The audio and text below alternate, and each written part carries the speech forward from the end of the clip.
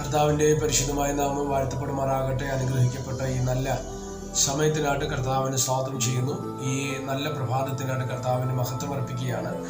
ഈ പ്രഭാത സന്ദേശം കേൾക്കുന്ന എല്ലാ പ്രിയപ്പെട്ടവർക്കും വീണ്ടും വരുന്നവനായ ക്രിസ്തയേശുവിൻ്റെ നാമത്തിൽ എൻ്റെ പ്രഭാത വന്ദനങ്ങളെ ഈ നിമിഷം ഓർപ്പിക്കട്ടെ.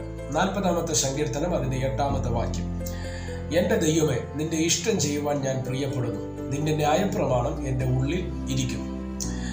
ദൈവമക്കളായ നമുക്ക് ഏവർക്കും ഉണ്ടായിരിക്കേണ്ട, ഇല്ലെങ്കിൽ ഉണ്ടാകേണ്ട, ഒരു ക്രിസ്തീയ ജീവിതത്തിൽ യാഥാർത്ഥ്യമായി ഉണ്ടാകേണ്ട ഏറ്റവും പ്രധാനപ്പെട്ട ഒരു ചിന്ത ഇന്ന് പ്രഭാതത്തിൽ നിങ്ങളുമായിട്ട് പങ്കുവയ്ക്കുകയാണ്. നമ്മളെല്ലാവരും വിശ്വാസ സമൂഹത്തിൽ, അല്ലെങ്കിൽ വിശ്വാസികൾ എന്ന പേരിലോ, അല്ലെങ്കിൽ പെന്തക്കോസ്തുകാർ എന്നുള്ള പേരിലോ, ഇല്ലെങ്കിൽ ക്രിസ്ത്യാനി എന്ന പേരിൽ ജീവിക്കുന്നവരാണെങ്കിൽ പോലും ഇന്ന് പ്രഭാതത്തിൽ ഈ സന്ദേശം നിങ്ങൾ കേൾക്കുമ്പോൾ ഹൃദയത്തിൻ്റെ ആഴത്തിൽ നിന്ന് ഒരു ചോദ്യം നമുക്ക് ഉയർന്നു വരണം. അതാണ്, ദൈവത്തിൻ്റെ ഇഷ്ടമാണ് നമ്മൾ ചെയ്യുന്നത്. പലപ്പോഴും നമ്മൾ ആരാധിച്ചു പോവുകയും പ്രാർത്ഥിക്കുകയും ഉപവസിക്കുകയും കൺവെൻഷന് പോവുകയും പ്രസംഗിക്കുകയും പാടുകയും ആരാധിക്കുകയും ഒക്കെ ചെയ്യുന്നുവെങ്കിൽ പോലും നമ്മളെല്ലാം ദൈവത്തിൻ്റെ ഇഷ്ടമാണ് നമ്മുടെ ജീവിതത്തിൽ നടക്കുന്നത്, അല്ലെങ്കിൽ ദൈവത്തിൻ്റെ ഇഷ്ടപ്രകാരമാണ് നമ്മൾ ജീവിക്കുന്നത് എന്ന് നമ്മൾ നിശ്ചയമായിട്ട് തിരിച്ചറിയേണ്ടത് ഏറ്റവും അത്യാവശ്യമായ കാര്യമാണ്. നമ്മൾ ഒരു വഴിയിൽ ഇങ്ങനെ പൊയ്ക്കൊണ്ടിരിക്കുകയാണ്, അല്ലേ? നമ്മൾ പോകുന്ന ഒരു വഴി നമുക്കുണ്ട്. അപ്പം നമ്മളിങ്ങനെ പൊയ്ക്കൊണ്ടിരിക്കുന്ന സമയത്ത് നമുക്കതിന് പറയാൻ കഴിയുന്ന ഒരുപാട് ന്യായവാദങ്ങളുണ്ട്. അങ്ങനെയാണെന്ന്, അതിൽ കുഴപ്പമില്ല, ഇതിൽ പ്രശ്നമില്ല എന്നൊക്കെ പറഞ്ഞുകൊണ്ട് നമ്മൾ പലപ്പോഴും മുന്നോട്ട് പോകുന്നവരാണ്. എന്നാൽ ഇന്ന് പ്രഭാതത്തിൽ ഈ സന്ദേശം നിങ്ങൾ കേൾക്കുമ്പോൾ മനസ്സിലെത്തി ഒരല്പം ശ്രദ്ധിച്ച് സ്തോത്രം, അല്ലെങ്കിൽ ഒരല്പം നിന്ന് നമ്മൾ നിന്ന് ചിന്തിച്ച് നോക്കിയേ, നമ്മൾ ഈ ചെയ്യുന്ന പ്രവൃത്തികളെല്ലാം ദൈവത്തിൻ്റെ ഇഷ്ടമാണ്. ഇവിടെ ദാവീദ് എന്ന ദൈവമനുഷ്യൻ, വളരെ അനുഗ്രഹീതനായ ദാവീദ് എന്ന ദൈവമനുഷ്യൻ പറയുകയാണ്, കർത്താവേ, നിന്റെ ഇഷ്ടം ഞാൻ ചെയ്യുവാൻ പ്രിയപ്പെടുന്നു. അപ്പം എന്താണ് ദാവീദിൻ്റെ പ്രിയം, അല്ലെങ്കിൽ ദാവീദ് ഇഷ്ടപ്പെട്ടത് എന്താണ്? സ്തോത്രം. ദാവീദിൻ്റെ സങ്കീർത്തനങ്ങളൊക്കെ നമ്മൾ വായിക്കുന്ന സമയത്ത് നമ്മൾ തിരുവചനത്തിലൂടെ ശ്രദ്ധിക്കപ്പെടുമ്പോഴൊക്കെ പറയുന്നൊരു കാര്യമാണ്, അല്ലേ? സ്തോത്രം, അല്ലെങ്കിൽ അതിൻ്റെ ഇഷ്ടം ചെയ്യുവാൻ, അല്ലെങ്കിൽ കർത്താവിൻ്റെ ഇഷ്ടം എന്തെന്ന് മനസ്സിലാക്കിയ ഒരു മനുഷ്യനായിരുന്നു ദാവീദ്. അതുകൊണ്ടാണ് ദാവീദിന് ദൈവശാസ്ത്ര ലോകം തിരുവചനം ഒരു പേര് നൽകിയത്, ഇവൻ ദൈവത്തിൻ്റെ ഹൃദയപ്രകാരമുള്ള മനുഷ്യനായിരുന്നു എന്ന് പറഞ്ഞാൽ അർത്ഥം നമ്മളത് ചിന്തിച്ചാൽ മനസ്സിലാക്കാൻ പറ്റുന്ന ഒരു കാര്യം, ഒരു താരതമ്യം പോലെ ചിന്തിച്ചാൽ മനസ്സിലാക്കാൻ കഴിയുന്ന ഒരു കാര്യമാണ്. അപ്പം ദൈവത്തിന്റെ ഹൃദയം എവിടെയിരുന്നെന്ന് ചോദിച്ചു കഴിഞ്ഞാൽ ഞാൻ പറയും ദാവീദിന്റെ ഹൃദയത്തോട് ചേർന്നിരുന്നു, അല്ലെങ്കിൽ ദാവീദിന്റെ ഹൃദയം ദൈവത്തിന്റെ ഹൃദയം, ദൈവത്തിന്റെ ഹൃദയമോ ദാവീദിന്റെ ഹൃദയം. അപ്പൊ ഇവർക്ക് തമ്മിൽ, ദൈവത്തിനും ദാവീദിനും തമ്മിൽ ഒരു വ്യത്യസ്ത ചിന്തകളില്ല. നമുക്കറിയാം, യെശയ്യാ പ്രവാചകന്റെ പുസ്തകത്തിലേക്കൊക്കെ വരുന്ന സമയത്ത് ദൈവത്തെ വിട്ട് ഒരുപാട് അകന്നു പോയ ഒരു ഇസ്രായേലിനെ നമുക്ക് കാണുവാൻ കഴിയും, അല്ലേ?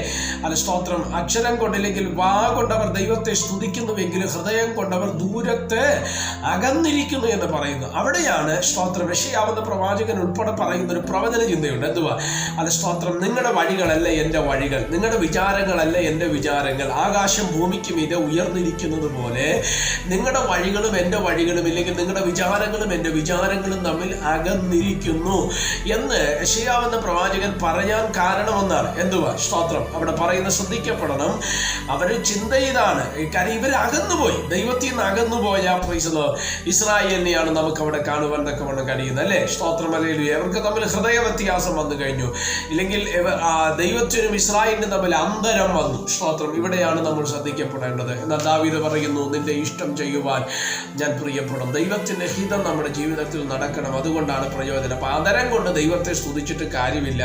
ഇപ്പം പ്രൈസിൽ ഒരു ദിവസം രാവിലെ പ്രൈസില്ലെങ്കിൽ 24 മണിക്കൂറിനകത്ത് ഒരു 5-6 മണിക്കൂർ, ചിലർ പറയും ഞാൻ 6 മണിക്കൂർ, അല്ലെങ്കിൽ 3 മണിക്കൂർ, 4 മണിക്കൂർ, 2 മണിക്കൂർ പ്രാർത്ഥിച്ചു എന്ന് പറയും. അങ്ങനെ പ്രാർത്ഥിക്കുന്നവർ കാണാം, ഇല്ലെങ്കിൽ 10 അധ്യായം വേദപുസ്തകത്തിന് വായിക്കുന്നവർ കാണാം, ഇല്ലെങ്കിൽ പ്രൈസിൽ ഓരോ ദിവസവും കൊണ്ടുപോയി ട്രാക്റ്റ് കൊടുക്കുന്നവർ, സുവിശേഷ പ്രസംഗം നടത്തുന്നവരും കാണാം. പക്ഷേ ഇന്ന് പ്രഭാതത്തിൽ ഈ ചിന്ത നിങ്ങളുടെ ഹൃദയത്തിലേക്ക് കൈമാറുമ്പോൾ ഇത് ഹൃദയത്തിൽ നിന്നാണ് ചെയ്യുന്നത്, അത് കടമ നിർവഹണമാണോ? അതൊരു പെന്തക്കോസ്തുകാരനായതുകൊണ്ട്, ഇല്ലെങ്കിൽ രക്ഷിക്കപ്പെട്ടത് കൊണ്ട്, ഒരു വിശ്വാസ കുടുംബത്തിൽ ജനിച്ചത് കൊണ്ടാണോ ഇത് ചെയ്യുന്നത് എന്ന് നമ്മൾ ചിന്തിക്കണം. പ്രൈസിൽ. ഇവിടെയാണ് നമ്മുടെ വിശ്വസ്തതയും ആത്മാർത്ഥതയും എന്തെന്ന് പലപ്പോഴും ഇന്നത്തെ വിശ്വാസ സമൂഹത്തിലേക്ക് നോക്കുമ്പോൾ ഇതിനകത്ത് ജനിച്ചു പോയതുകൊണ്ട്, ഇല്ലെങ്കിൽ വിശ്വാസിയായ എന്നൊരു ഐഡന്റിറ്റി ഉള്ളത് കൊണ്ട്, ഒരു പാസ്റ്ററായിട്ടുള്ള ഐഡന്റിറ്റി ഉള്ളത് കൊണ്ട് മാത്രം കടമ നിർവഹണം പോലെ ജീവിച്ചു പോകുന്ന അനേകരെ നമുക്ക് കാണുവാൻ കഴിയും. ദൈവമക്കളെ, അങ്ങനെ ആകരുത്. തിരുവചനം പറയുന്നു, നിന്റെ ഇഷ്ടം ചെയ്യുവാൻ ഞാൻ പ്രിയപ്പെടുന്നു എന്ന് ദാവീദ് പറഞ്ഞതുപോലെ. സ്തോത്രം. നമ്മുടെ ഇഷ്ടമല്ല, നമ്മുടെ ഹിതമല്ല, നമ്മുടെ താല്പര്യമല്ല, നമ്മുടെ ചിന്തകളല്ല, പകരം ദൈവം എന്നെക്കുറിച്ച് എന്താണ് ആഗ്രഹിക്കുന്നത്, ഞാൻ പോകുന്ന വഴി, ഞാൻ നടക്കുന്ന പാതകൾ, ഞാൻ ആയിരിക്കുന്ന മേഖലകൾ, ഞാൻ പ്രവർത്തിക്കുന്ന ഏറിയകൾ, അത് ഞാൻ സംസാരിക്കുന്ന സംസാരിക്കുന്നത്, ഞാൻ ഇടപെടുന്നത്, അത് സ്തോത്രമല്ലേലൂയ, പ്രൈസ്, എൻ്റെ ബന്ധങ്ങൾ ഇതൊക്കെ ദൈവത്തിന് ഇഷ്ടമാണോ, ദൈവത്തിന് ഹിതമാണോ എന്നുള്ളത് നമ്മളൊന്ന് ആരാഞ്ഞ് പരിശോധിച്ചാൽ, ഞാനൊരു കാര്യം പറയാം, അത് സ്തോത്രം, നിശ്ചയമായിട്ട് അവൻ നിനക്ക് ഉപദേശങ്ങളെ പറഞ്ഞു തരുവാൻ തക്കവണ്ണം ഇടയായിത്തീരും. ബൈബിൾ പറയുന്നത് ഇങ്ങനെയാണ്, അവൻ ദൃഷ്ടിവെച്ച ആലോചനകളെ പറഞ്ഞു തരുന്ന ദൈവമാണ്. യോഹന്നാന്റെ ലേഖനത്തിൽ നിങ്ങൾ വായിക്കുന്ന സമയത്ത് ഇങ്ങനെ പറയുന്നു, പരിശുദ്ധാത്മാവ് നിന്നെ ഉപദേശിക്കുന്ന കാലത്തോളം വേറൊരു ഉപദേശത്തിന്റെ ആവശ്യം നമുക്കില്ല. പരിശുദ്ധാത്മാവിന്റെ ഡയറക്ഷൻ അനുസരിച്ചാണ് നീ പോകുന്നത്, നിശ്ചയമായിട്ടും അവൻ നിന്നെ ഉപദേശിക്കും. തിരുവചനം പറയുന്നു, പരിശുദ്ധാത്മാവിനെ കുറിച്ച് പറയുന്ന ഒരു വാചകം ഇതാണ്, അവൻ നിന്നെ സകല സത്യത്തിനും വഴി നടത്തും. പാപത്തെക്കുറിച്ച്, നീതിയെക്കുറിച്ച് ബോധം വരുത്തും. പ്രാർത്ഥിക്കാൻ, കർത്താവെ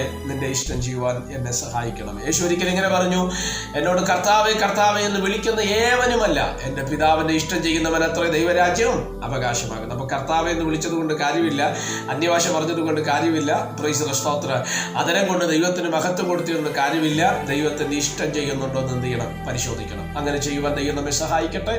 പ്രാർത്ഥിക്കാം. പരിശുദ്ധനായ ദൈവമേ, സ്വർഗീയ നല്ല പിതാവേ, ഈ സന്ദേശത്തിനാണ് നന്ദിയോടെ കർത്താവിന് സ്തോത്രം ചെയ്യുന്ന, ഈ സന്ദേശം കേൾക്കുന്ന എല്ലാ പ്രിയപ്പെട്ടവരെ തൃക്കരങ്ങൾ തരികയാണ്. ഇവിടെ നിന്ന് ഞങ്ങളുടെ ചെറുകടിയിൽ മറച്ചാട്ട് അത്ഭുതങ്ങളെ ചെയ്ത് ഈ സന്ദേശം അനേകർക്ക് അനുഗ്രഹവും ആശ്വാസവുമായി മാറുവാൻ സ്വർഗ്ഗം ഇടവരുത്തും. എല്ലാ മഹത്വവും യേശുവിൻ നാമത്തിൽ തന്നെ.